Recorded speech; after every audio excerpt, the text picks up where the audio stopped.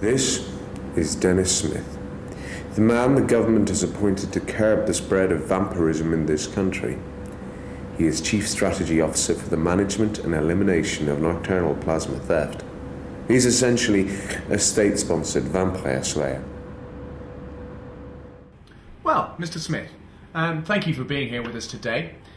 Firstly, I'd like to ask you what a typical day in the life of a nocturnal plasma anti-theft technician is like.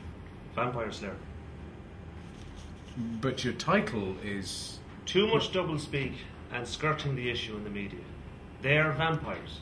They don't call them vampires because it sounds a bit ridiculous to most people and would cause mass hysteria.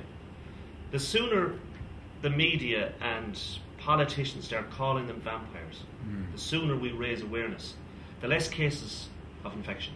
Right, so the vampire slayer... The job isn't as glamorous as the films make it out to be. Paperwork still has to be done. Can you send away this order for steaks, please, John? That's right. If they don't have the Helsing's 4000s, I'll take the Stokers. Board meetings. So, as you can see, the lycanthrope problem far surpasses the succubus problem. However, the vampire problem... Making coffee. Making coffee. Making coffee. Do make a lot of coffee.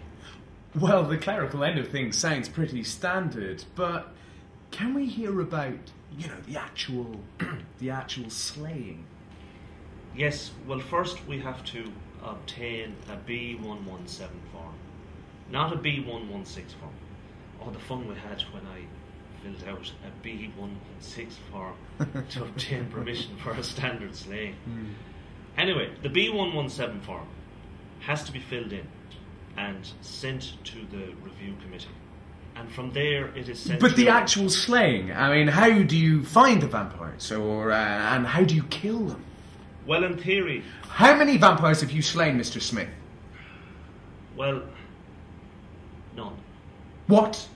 Well, I have a few cases pending.